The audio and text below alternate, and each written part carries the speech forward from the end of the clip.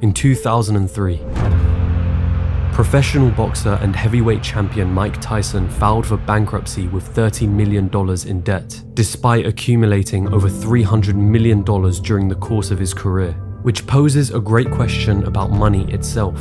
Because a great deal of our actions or our motivations in life have an underlying desire or need to acquire it. But what's the point in acquiring it if the great issue seems to be with our ability to manage it?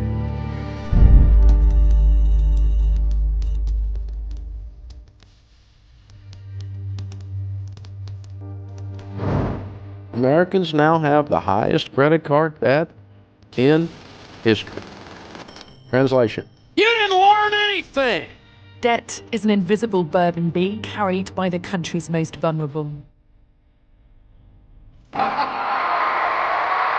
Of course, these statistics are reflective of the UK and the US. But consider for a moment your own attitude towards money and how money exists in your own life. What is money to you? Does it seem to enter your life and immediately leave once you have it? Has it ever placed you in a vulnerable position? A vulnerability that drew you closer to a get-rich-quick scheme or a guru telling you that you can get rich if you just bought their course? Whilst my entire channel aims to tackle these topics to some degree or another, I realize that our perceptions of money are sometimes more crucial than our ability to generate it, especially when our very brains are wired in such a way that prevents us from being financially sensible. Does it really matter if you're earning more than 6 figures a year if by the end of that year you have nothing left to show for it? Where is the disconnect? It's time we solved that mystery. And not only that, but explore a better framework for understanding money, a framework commonly taught in personal finance but oftentimes missed in formal education.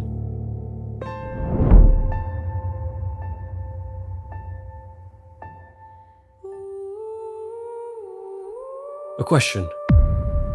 What is money? Or rather, what does money represent?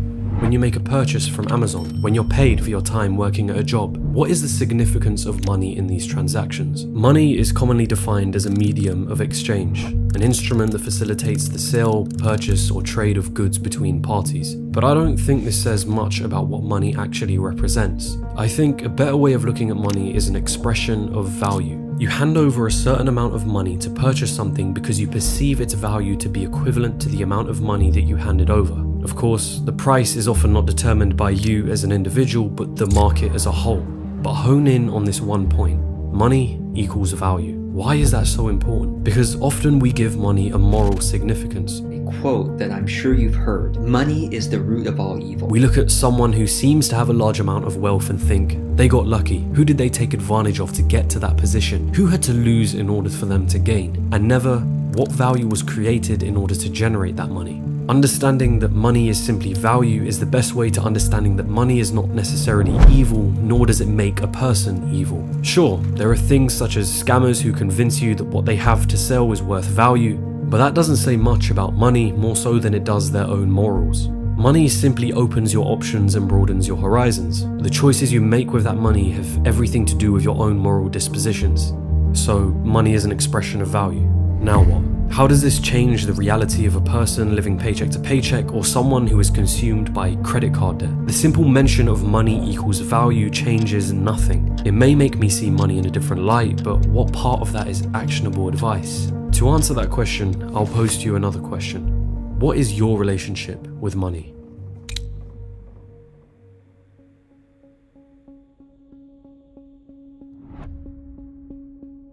Money will come into your life and it will leave. This is a relationship that is often expressed by your income and expenses. Another practical way of expressing this, which I particularly like, is your production versus your consumption. For the most part, money will enter your life because you have produced some form of value. And for most of us, this value will come in the form of labor, a job. Money will leave when you have consumed something, a Netflix subscription, a new car, a house. In many ways, we can look at the net worth of an individual as a metric for determining their relationship between consumption and production. Now cast your mind back to those statistics I mentioned at the start of this video. What part of the consumption versus production relationship do you think is at fault here? Consider yourself for a moment. Think about all the money that has entered your life and left. How much of that do you still have in possession today or invested into some sort of asset? And which part of this relationship do you feel is unbalanced or needs improving? The likelihood is both. But for most of us, the biggest issue lies in our consumption. Remember the Career Builder study that found that 78% of American workers were living paycheck to paycheck? Well, it also found that of the workers who made $100,000 or more a year, 1 in 10 of them were living paycheck to paycheck. Now you could argue that someone earning 6 figures a year may still like to earn more, but when you are paid a figure that is well above the average wage and the cost of living, and yet you still somehow find a way to spend it all, I'd argue that your relationship with consuming must be fixed before you even consider your relationship with production. As any wealthy celebrity who has filed for bankruptcy can show us, production means nothing when you have a problem with consumption.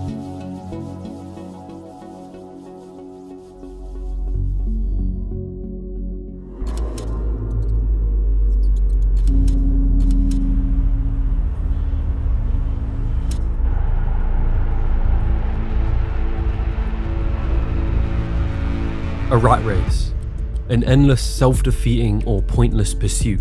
Sometimes the rat race is conflated with working a 9-to-5 job. It's a comparison often used by certain individuals to guilt you into buying programs and books for them. But this seems extremely unfair, mostly because it aims to villainize a job and excludes the fact that there are those who either love or are perfectly fine with their jobs, or have other aspirations aside from their 9-to-5. A real rat race is one that is living on a financial edge, being one paycheck away from broke, constantly. A feeling as though the moment money enters your life, it immediately disappears. And the more responsibilities you have, the more dangerous this relationship becomes. The loss of a job, an unexpected health accident, or any unexpected circumstance for that matter can throw your entire financial position into turmoil. And consider the mental consequences of living on this financial edge. Your job no longer becomes an option. It becomes a necessity in order to keep funding your lifestyle or to keep paying off debt. To quote Tyler Durden from Fight Club, the things you own end up owning you. What's the silver lining? It doesn't have to continue like that.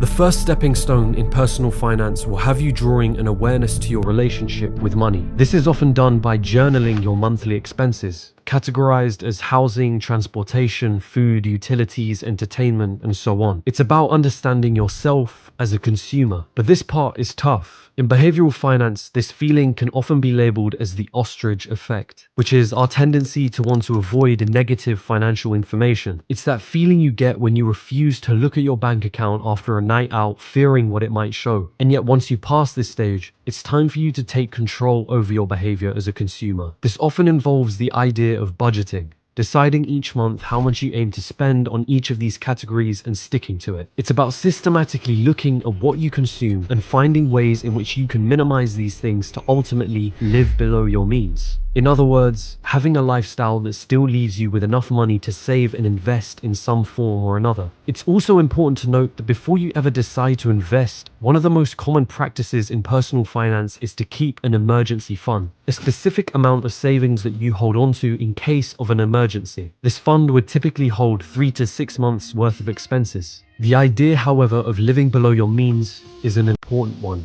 Because why would we choose to do otherwise? Why would we choose to live a lifestyle that we cannot afford, or one that places us on this financial edge? I could make an entire video on our cognitive biases. The ostrich effect is just one of which can affect your financial position. Then there's hyperbolic discounting, a tendency to favor short-term rewards as opposed to greater rewards in the future. This is you choosing to purchase a new pair of shoes instead of saving that money towards a future investment. Or there's social proof, our tendency to think and act as others around us think and act. When the people around you are buying one thing, you buy it too. Or when the people around you establish money as a means of evil, you're likely to assume the same thing too. The phrase, keeping up with the Joneses, summarizes this great problem of consumption. It's a phrase defined by Google as trying to emulate or not be outdone by one's neighbors. They buy a new Porsche, you buy one too. They have nice clothes, you get some too. They renovate their home, you do it too. All in the attempt of impressing or trying to keep up with others due to some form of social pressure. Only in today's world, the Joneses are not literal neighbors. They're far more present than that. We are all vulnerable to social approval. We really care what other people think about it. But the problem is we're measuring our self-worth by how many people like what we're posting. Governor of the Bank of Canada stated it succinctly. For most Canadians, debt is a fact of life, at least at some point.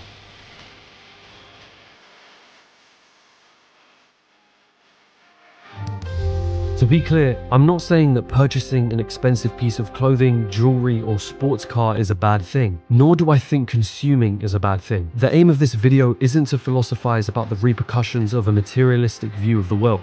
It's about drawing an awareness to who you are as a consumer. Do you care more about appearing as though you have money or actually having money? The rat race isn't about working a 9-to-5 job, but living life on such an edge that it means that you are chasing the next thing, whether a paycheck or a material possession, such that your greater life goals and ambitions are placed in the background in order to continue this race. A budget and keeping account of your expenses have proven time and time again to work and draw you out of this race. It's fun to talk about making money or imagining having as much wealth as possible, but what's the point when your relationship with money as a consumer means losing it all or having to work non-stop in order to fund that lifestyle? That is the real rat race. But with all of that being said, let's talk about making money. Now, the stuff we teach here, and have for almost 30 years, is proven. What's up, you guys? It's Graham here. So we got to take a moment and talk about what's going on in the stock market, because as we're finishing up the week, stocks are... Personal finance channels like Graham Stephan or Dave Ramsey are great for learning how to work on your consumption side of the equation. But if there was one thing I wish they spoke more about, it would be their ability to make money. And I understand why they don't do this. It's easier to reduce your expenses and the amount that you consume than it is to increase your income. When speaking to a mass audience, giving the advice that will work for most people is typically the best choice. We see that there are entire communities built up around focusing on frugality. The FIRE community is one example of this, a movement that adopts the strategy of living extremely frugally, saving and investing as early as possible, with the intentions of retiring as early as possible. Minimalists also share a similar view to the FIRE community, although more deep-rooted in philosophical positions about the world and materialism at large. People like Graham Stephan or Dave Ramsey promote strategies that fall in the spectrum of living frugally, saving a lot of money, and investing in the long run. And there's nothing inherently wrong with this strategy. It works for a wider range of people with varying degrees of income. But let's be honest, Graham Stephan doesn't rely on cutting coupons or living an incredibly frugal lifestyle to be making $100,000 to $200,000 a month from YouTube. Nor does Dave Ramsey rely on these strategies to have an estimated net worth of $55 million. These people are utilizing a means of production at mass scale. In my video, The Untold Truth About Money, I talked about money being equivalent to your perceived value in the market. And the most impactful way of increasing your value is finding a problem in the market, creating a solution for that problem, and selling that solution to the market at scale. This is the entrepreneurial route. A successful business at scale is able to produce a large amount of value to a society such that your production side of the equation grows exponentially in comparison to a standard job. But this isn't a route that everyone can take, nor should they try to. It's about reflecting on your own capabilities and whether entrepreneurship is best suited to your direction.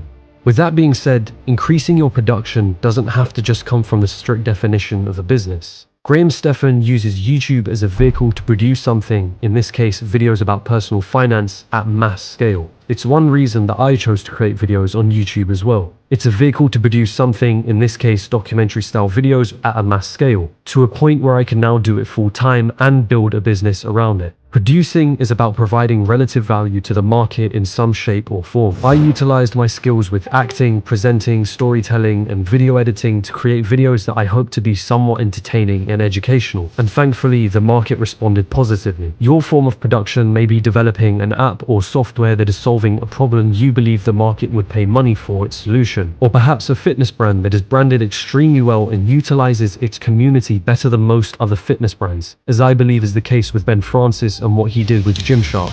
For most people, labor in the form of a standard 9-to-5 job will be their means of production. But this doesn't mean that your ability to produce stops there. Understanding yourself as a producer is about understanding ways in which you can produce value to the market. If you can produce value at a large scale, then it means earning money at a large scale. The internet has thankfully provided a great deal of opportunity for us to be able to produce something and put it out to the market. Whether the market actually wants what you have produced can only be determined once you've released whatever it is that you've produced. So, to summarize, it's first important to bring awareness to yourself as a consumer, understanding what you purchase and why you purchase by journaling your consumption and then giving yourself a budget to manage and control that consumption. Producing then becomes a matter of maximizing the amount of value you can bring into society through a job, a business, or some other means of production. This is a framework that has helped me greatly, as I'm sure it's helped countless others who have a vested interest in making money.